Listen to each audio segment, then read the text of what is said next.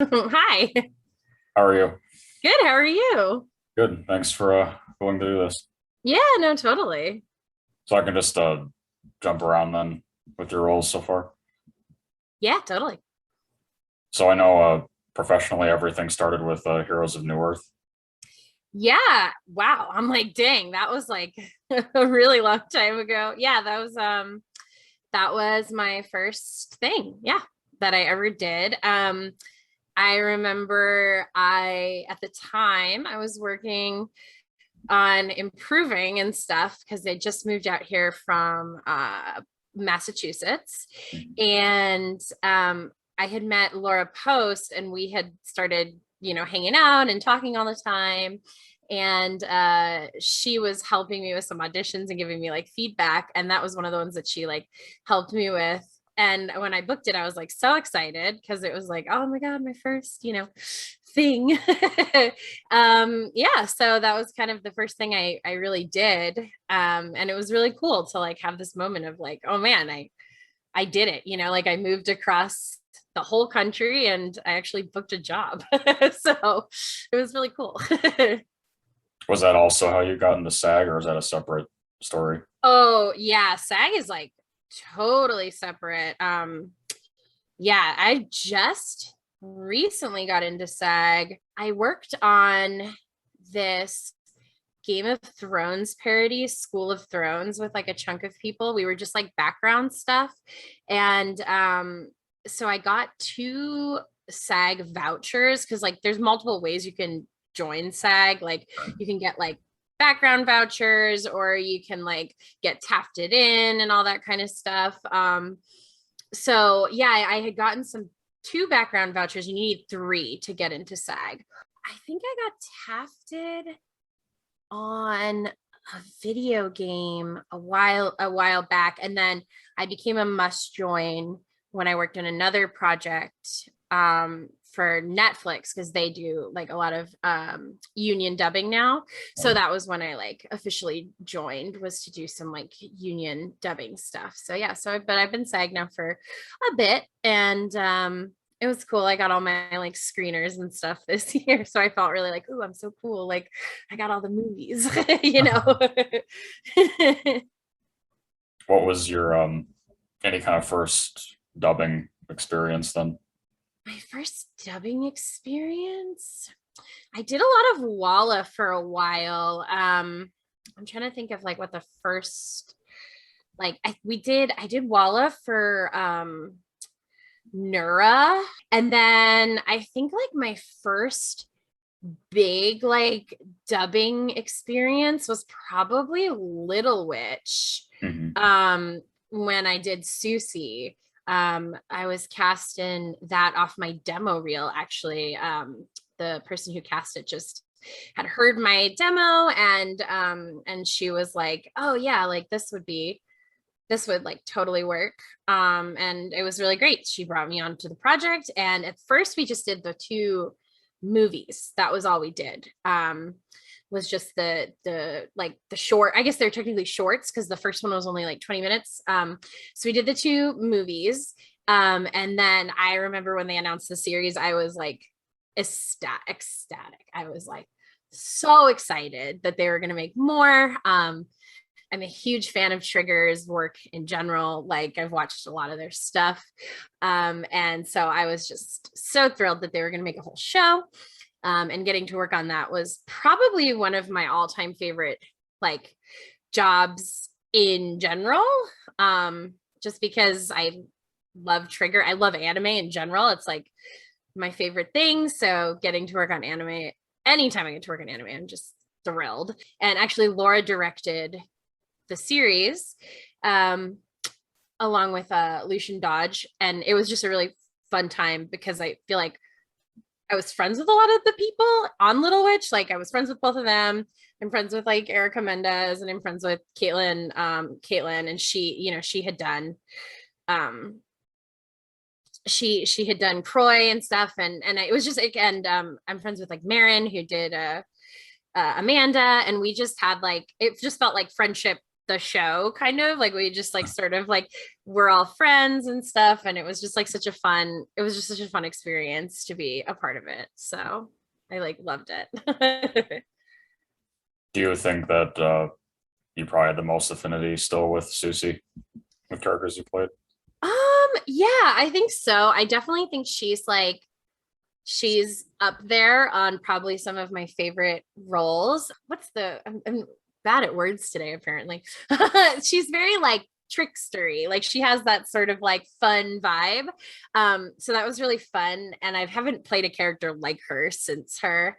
And she was so special. And like she was my first sort of lead anime part. So that's always going to be like extra special just because anime was what got me into wanting to do voiceover in the first place. So I was like, just to be a part of an anime like that is just like the coolest, best thing ever. So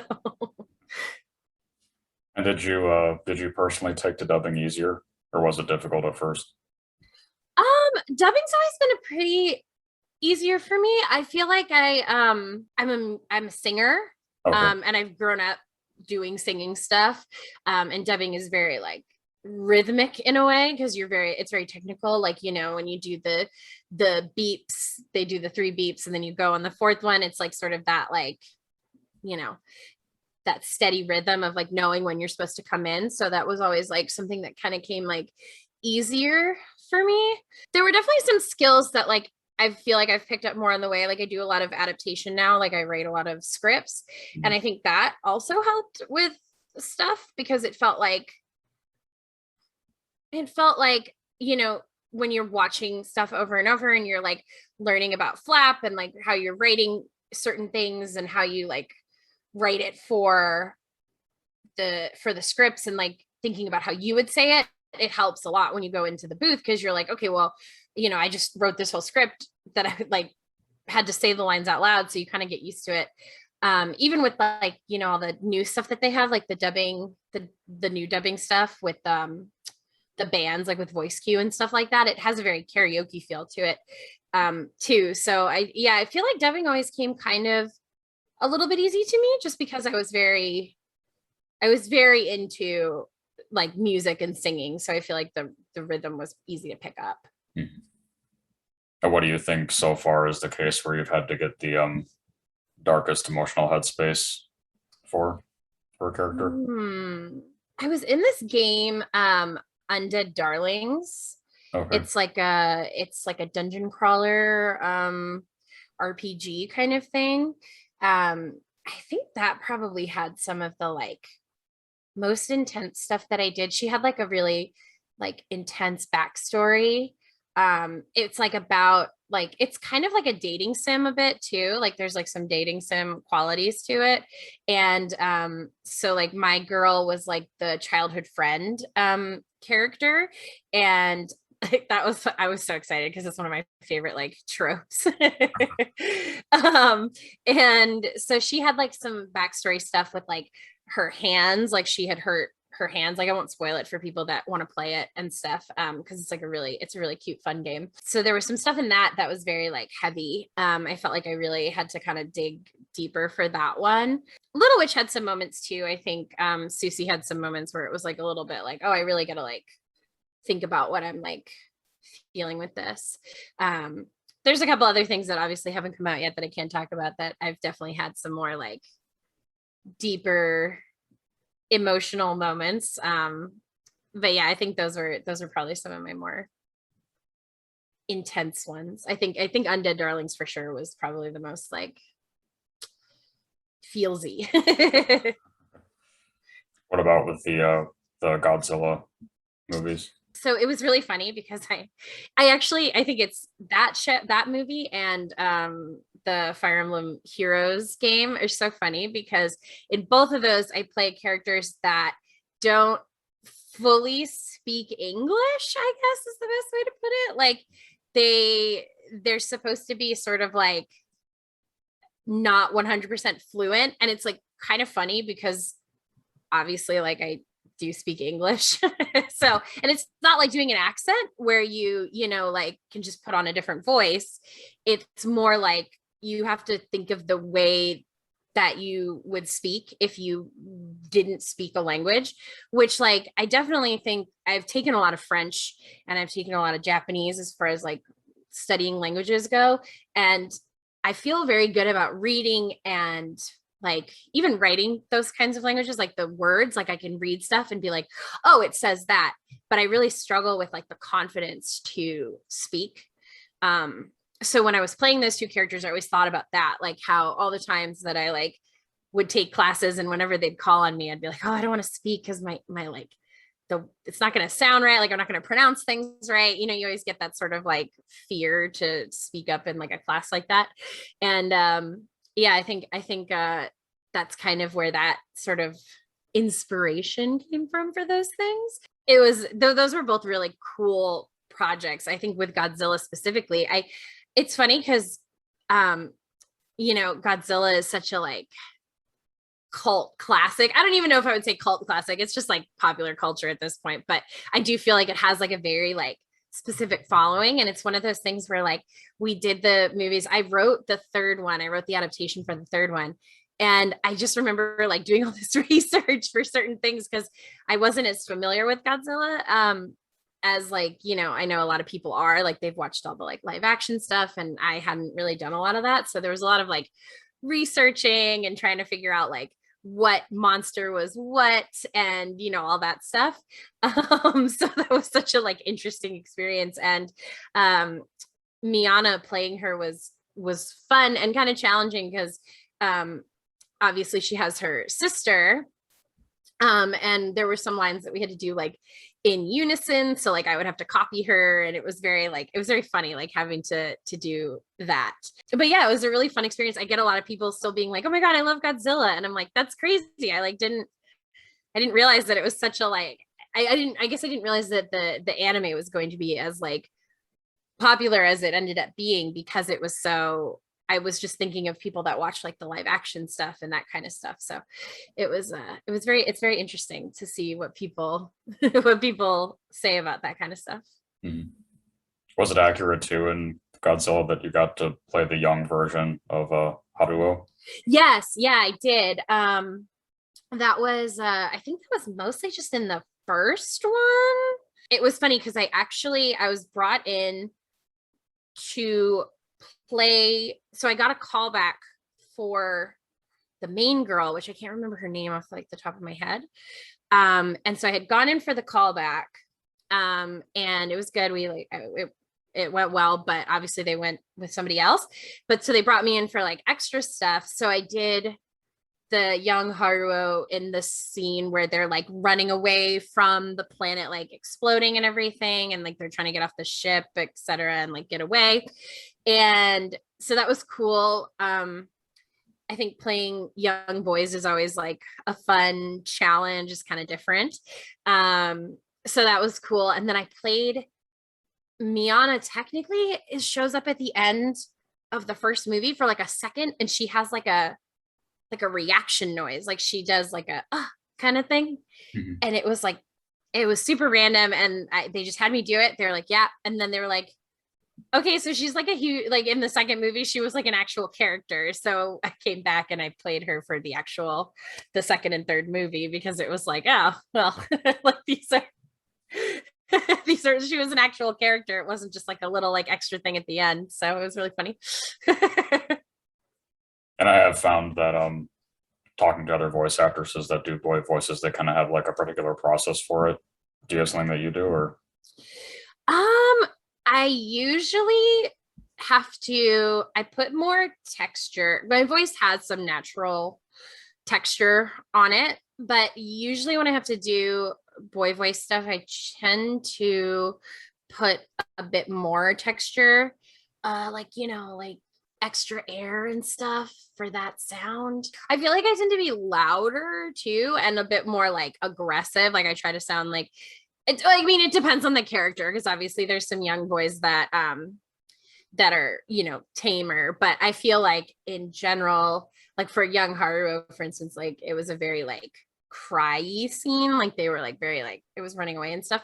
So it was a lot of just like added breath and technique. It's a lot of like breath support, I feel like. And the stuff with singing that I mentioned before helps a lot with that, because I mean, in general, I feel like singing has really helped with voiceover, just because the breath techniques and everything that I've learned through singing has kind of come in handy for that kind of stuff. So.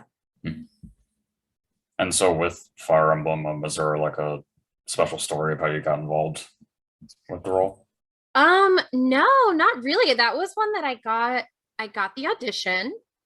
I didn't know what it was for, because everything has like code names and stuff. And I was just like, oh, this is like cool. Like these characters look cool. So I did both of them, because it was like that character and one other, it was like Leanne and one other character, but I forget who the other character was at this point. And I remember turning them in, and this happens to me like every single time, I swear to God, I do a thing. It always goes this way. I was like, oh, well, if I book one of these, it's going to be this one, not Leanne. Like, cause she had this sort of like broken English of like not fully speaking the language and stuff. So I was like, probably not getting that, but whatever. Like I, shot my shot, whatever. And then that was the one. So they brought me in. I didn't know which one I booked. If I remember, they were just like, oh, you've been cast in this thing. And so I went in for the session, and they were like, oh, this is like, Fire Emblem Heroes. And I was like, oh my God, that's so cool, because I really love Fire Emblem just as a fan. I've played a lot of the games for a long time. My brother and I played like the Game Boy Advance one, which I forget what the like title of that one is now, because I feel like it was something different than what it was in Japanese. And then like, because they didn't bring all of them over and stuff. But we played one of the Game Boy Advance ones. We also played the like Nintendo, GameCube one, I forget what that one was called too. I think Ike was in it though, like he was like the main character in it. So I was like, oh my God, this is so cool to be a part of this franchise, just because I love Fire Emblem so much. Awakening is probably my favorite, just from like a fan point of view, but I also like really enjoyed Three Houses. I collected like a lot of hours on Three Houses. It's like too many. Like if you look at my Switch, it's like that, and Animal Crossing is like, where did my life go? Like, I mean, I guess pandemic, but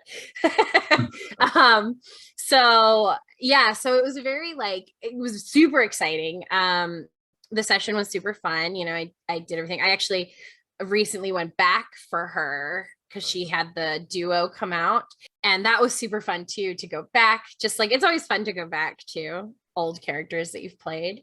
Like I got to do Sucy pretty recently again too, for the VR broom racing game, and it's always fun to be like, oh man, I like love playing this character. I will say Leanne is probably like one of my faves too, just because she's so pretty. Like she's just gorgeous with her like wings and her dress and her hair, and I'm like, oh my God, I wish Rochelle is pretty. Like, oh man. But so yeah, she's so yeah, I think it was probably like one of the more like special moments, because I was just like, oh my God, I can't believe I'm like going to be a part of this thing that I like love, So it was pretty typical, like just audition, booked the part, went in, and then it was like, oh, this is Fire Emblem, this is amazing. I definitely was on the edge of my seat waiting to announce that one for sure. A little while ago, I did talk to Rena Strober too. So when you guys came back for the duo, was there anything interesting about Caitlin Galt directing you guys for that? Oh man, Caitlin was amazing. She was so fun. I truly loved working with her. I was the only thing that was sad was she wasn't in person because of like COVID protocols, obviously. But I just felt really like, I felt like she really understood the project. I felt like she really understood the characters.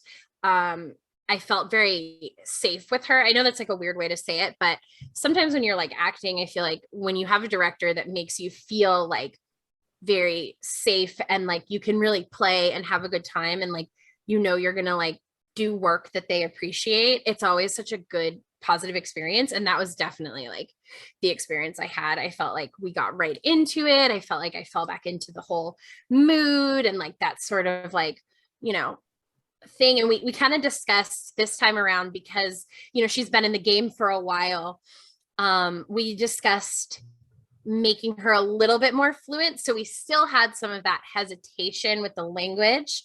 But we kind of like changed it a little to make her a little bit more like, you know, she's been around these people, she's been spending time, like she's been practicing. So this time around, like she does kind of understand the language just a little bit more. So that was really cool because it felt like we had really sort of evolved from where she had started to kind of like, clearly she's been in this world for a while. And so that was a really fun experience. And hearing the scene play back with Rena, like it turned out really nicely, I think. So I'm really happy with the thing. And I think Caitlin and I had a good little rhythm going. Do you find it easy to relate to Leanne too?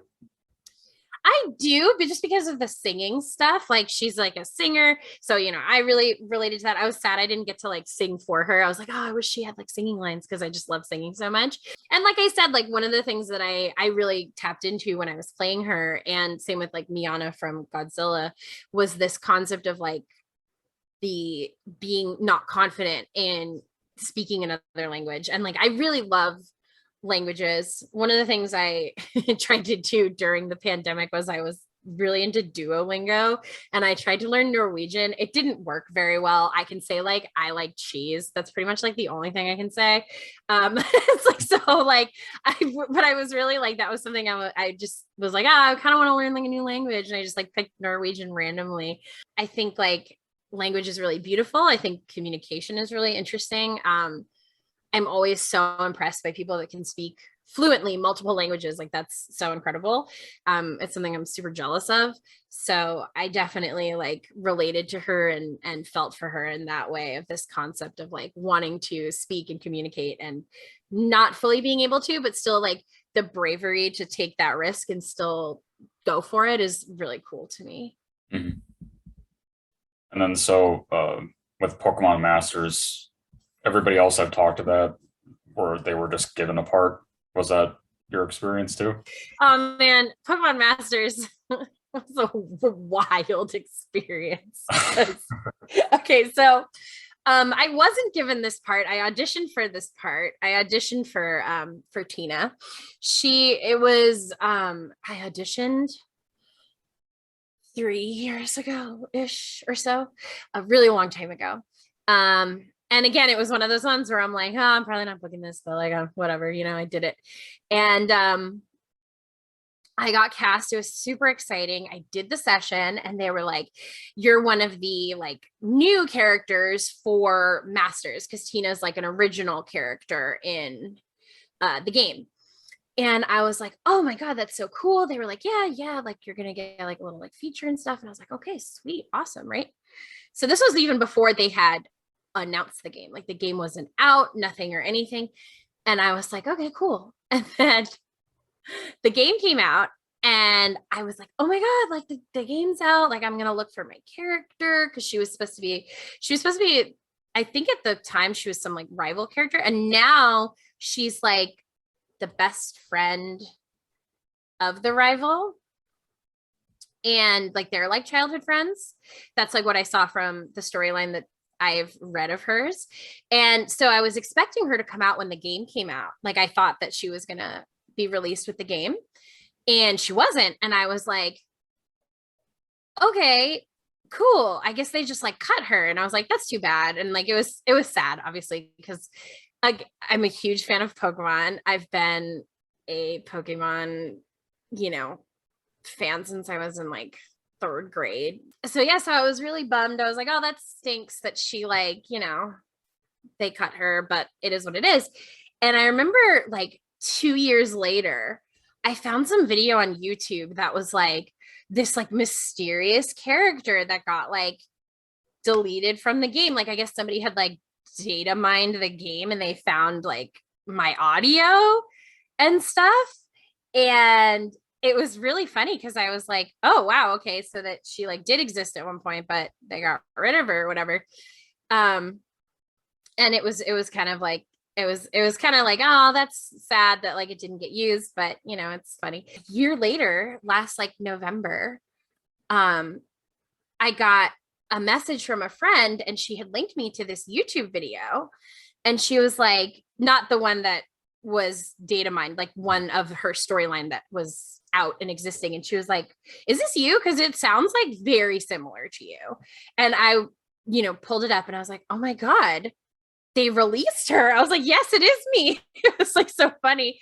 So I talked about it on Twitter and stuff. And it was actually funny because I think a lot of people thought that I voiced Hapu from Sun and Moon.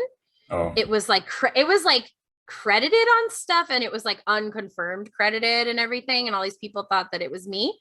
It's not me. I don't know who it is, but I just never said anything because I didn't want to like bring it up. I didn't want people to be like, oh, but you're credited in the game, like who are you? Because I didn't, like, she wasn't out and I didn't want to like talk about it, and I thought that they had cut her, but they didn't. And she's out now and she's so cute and I'm so excited. I was so excited when she came out. I was like, oh my God, she exists. I'm so happy. So that was quite the wild experience because I didn't know she was gonna ever be released. I thought it was just gonna be like a fun little personal experience. But then she was, and I was like, oh, this is great. So I hope we get to see more from her in Masters. I have no idea, but it would be cool. So yeah. This is going back to another darker role, Yuka in Talentless Nana. oh yeah, I don't know why I didn't say that when you said like the yeah, I should have said that when you asked me the darker roles. I think I was thinking like, because I didn't like, she's so, because I didn't really, I feel like with like when you were talking about the darker like headspace, I feel like it was more of like an emotional, like when I was talking about Undead Darlings, that was more of like an emotional like headspace, whereas yeah, Yuka was very like wild. That was one. That is, I think Yuka's probably the only role where I've auditioned for it and I was like, man, if I get cast in this show, I hope I get her. And I feel like that was my best read. Cause like normally it's like, I feel like I don't, I like, I'm like, oh, I'm not getting that. And then they're like, you're cast as this character, the one that I didn't think I was going to book at all. So, I mean, shows how much I know my own voice or whatever. But that one I was like, I feel like that was my best audition. If I get in this show, I hope I get her. She seems like wild, and I got cast as her, and that was so much fun. I adored playing her. She was so different. I'm a person that really enjoys romance. I really like cute like stuff like that. I love like shippy stuff. Like I love writing fan fiction and like, shipping your favorite characters together from anime and all that kind of stuff. I'm basically just like a huge fan and nerd. So that's really what the truth is. But so with her, it was extra fun. I feel like, cause I sort of like tapped into that love of like love and ships and stuff like that. Cause she's like into her like little fake boyfriend that's, I mean, I guess I won't spoil it for people that haven't seen it, but her boy situation is very wild. And so I had a lot of fun kind of being like, okay, I'm just gonna like be like the ultimate extreme of somebody who is so like into a person and into love and stuff like that. And it was really fun. It was so fun. I think that was probably the most like entertaining role I've done, because she's a little evil, like there's a bit of evilness to it. And it's different from Sucy, where Sucy's not really like, Sucy's not purposely malicious. Like I would never call Sucy like, I mean, she has her moments, but she's also just more like, she's a little like self-centered in her, like she wants to collect her mushrooms. Like she's got her like her goals and she's not going to let people get in the way of it, but she's also like still a kind person and she like helps Akko and stuff. Whereas Yuka is very like, she is out for herself and no one else. And like her boy, like that's it. Like that's what she is about.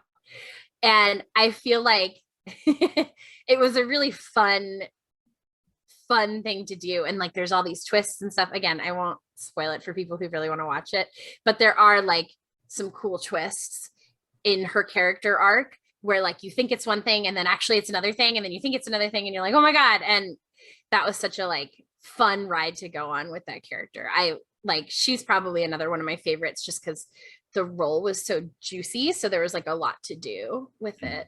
I actually recorded it in Massachusetts because I was living at home with my parents for a bit during the pandemic. And that was like during everything was record from home at that point. And it was really funny because I just remember thinking to myself, like, because I was doing a lot of like screaming stuff. Cause at the end, like, again, no spoilers, but she gets like very like emotional and intense and like yelly and stuff. And she definitely has some moments. And I was like, oh my God, I hope my parents are like not like wondering what I'm doing. Like they knew I was working and stuff. They knew I was upstairs and doing voiceover stuff. And I just was like, man, I wonder if they can like hear me like screaming my lungs off up here. Yeah. But yeah, I felt like both Kevin and Madeline like really let me like play on it. And I think we had a lot of fun getting some juicy, good, like emotional reads from her and kind of just really digging into that creepiness that she kind of has. It was really fun. And then of course, Leica and Killing Slimes. Yeah, that was another one that I was like, I read for a chunk of the girls because they sent out auditions for a chunk of the girls. And I was like, for Leica, they had one line on the audition was in her like dragon form. So I did something a little different for her like dragon voice or whatever. And I was like, well, I'm not getting this one. This one's like not gonna happen. And then my agent had emailed me and she was like, oh, you're like casting this thing. And I was like, cool. Like I wasn't expecting that at all, but like that's amazing. I was so excited. I was actually in a really weird headspace. That was another one that I recorded partially in Massachusetts and then partially here because I was still in Massachusetts and then I moved back here like right after. So I did some of it in Boston and then some of it in California. And I was in a really weird like headspace because I was like knowing I was coming back here and I was like, do I want to go back? Like, is my career going okay? Because, I feel like all actors have that moment of like, am I doing the right thing? Like, is it working out? Like, am I doing enough? Like you have those sorts of moments. And I was working a lot on adaptation, which it's super fun. I love doing adaptation. I've done a chunk of adaptation for stuff, anime and, live action stuff. And it was definitely a moment where it was just like, when I got that email that I was so excited because anime is like the thing that I want to do the most, but like anime and video games are probably my two favorite things to work on because I am such a fan. Like I love anime. I love video games. I'm such a fan of those things. And so getting that email was such a boost to like my confidence because I was just like, oh, I'm going to get to do anime again. Cause like it was kind of the first main role I'd gotten since like Sucy Miana, because Sucy and Miana were kind of around the same time-ish. And then I got Leica and then I got Yuka kind of right after Leica. And it was just a really nice experience. I was like, oh, like this is so great. And I just had such a good time playing Leica. It was very fun. She's so cute. She's very like sweet and proper, especially around some of the other girls in that show. That show's very like comical. It's very funny. So there was some really fun like comedy stuff to do in that, which Michael Storage directed, and it was just the best time. I like Storage is so fun. We just had so many laughs, and it was like a lot of stuff. He had a lot of good advice too. Like I just felt like he was a really fun director to work with, and every time I've gotten to work with him since, it's been just such a pleasant experience. He's just such a nice person, and he's so fun and funny, and like he's very talented, and he's very like he's very much like a veteran. Like I feel like he's done like so much, and so to have somebody like that directing you is such a pleasant experience because I just feel like you learn so much both like as an actor and just like as like somebody in the industry, like you just learn so much from people like that. And I feel like the voiceover community in particular is very like welcoming and open to that kind of stuff. Like they're very like, hey, we want to help you grow. Like we want to help you book more. Like you're really nice. Like, you know, like you're really cool. You're really fun. Like, and it just kind of turns into this very like awesome community of people that I feel like everybody wants to help everybody like get work and be a part of it. And it's really, really nice. Mm. I've been really lucky in that way, I think, where I've like met a lot of people and had a lot of really lovely friendships and people that have helped me along the way. And I've been very, you know, hashtag blessed in that sort of way. Yeah. So is there anything else that's upcoming that you can safely talk about, or? I don't think I can talk about anything right now. I do have like a chunk of stuff soon, but I don't think I have anything I can speak on. Yeah, I don't think there's anything I can talk about yet. But I do have some cool stuff coming. So there's some stuff I'm very excited to announce. It's just probably going to be a while. So Okay. It is what it is. Well, my final question is always asking, what do you want your legacy to be? My legacy. Ooh, that's tough. I'm like, I don't know. I definitely feel like I love doing anime. So I'd love to do more anime and kind of like get more involved in doing that.